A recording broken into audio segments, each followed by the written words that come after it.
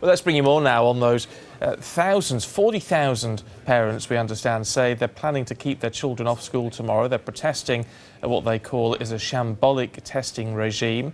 Unions have joined the criticism of the test, the Key Stage 2 tests, but tonight the government has urged campaigners to drop their plans and simply send their children to school. Well, let's talk to Melissa Hood, who teaches parenting skills. Good evening to you, Melissa. Look, the government says it's vital to ensure that children are progressing well at this crucial stage in their education. What is wrong with that? It's whether or not the tests that they're using are creating stress in their lives. And there's a lot of research that suggests that that is the case when you have formal testing at a very young age. And Key Stage 1, of course, is very young, and, you know, they're year 2. But we understand that Key Stage 1 testing, often the children don't realise they're being assessed. Key Stage 2 is different, yes. Is it? They may not, but they may also be fully aware because their parents are aware. And when parents get stressed about it, their kids get stressed too. They get to be nagging and criticising and far too much pressure on the results. Whereas we coach at the parent practice, we're always coaching parents to focus much more on the efforts that their children are making and the strategies that they're using rather than focusing on the outcome itself. See, this has been an argument which some people have made as to whether children are getting stressed themselves, as perhaps we think back to exams and you're doing GCSEs or O-levels or degrees, what have you, and how stressful that can be at an older age. But are children getting stressed themselves, or is this being pushed down from parents who could actually actively do more to stop it?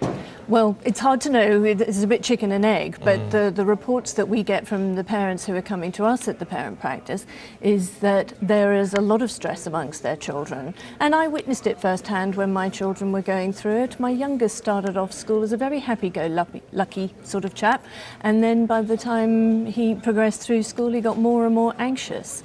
And we know that when children are very stressed about tests, that actually inhibits their learning and it impedes brain function. So it's counterproductive. How do you balance it, though? How do you square the circle? Because, I mean, the argument from the Department for Education is that if you're not monitoring this progress and therefore making sure that everyone is making the appropriate progress at this crucial stage in their development, that children could find themselves being held back for the rest of their lives. Well, we're not against assessments, but it's whether or not the assessments are taking part in a formalised testing process. And to be doing 6 sets of papers at Key Stage 1 seems very formal, and the process itself puts a lot of stress on kids. And clearly parents are thinking that because they're making a definite statement by taking their children out of school. Do you think the action tomorrow, if it goes ahead on the scale that we're expecting, 40,000 or thereabouts, is going to have an impact on the Department for Education, that they are going to have to respond to this? Well, one hopes that they'll pay attention because parents are clearly feeling very strongly about it. So it sends a pretty clear message that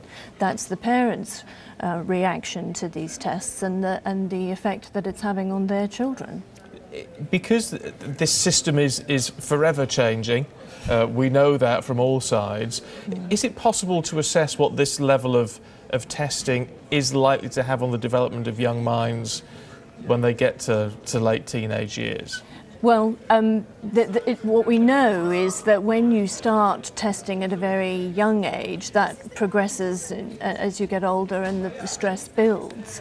And while it's important to be testing and assessing how kids are going later in life, when you start this early, what it does is it builds up this level of the stress hormone in their bodies and so that they don't function as well. Okay, Melissa Hood, appreciate your time tonight. Thank you.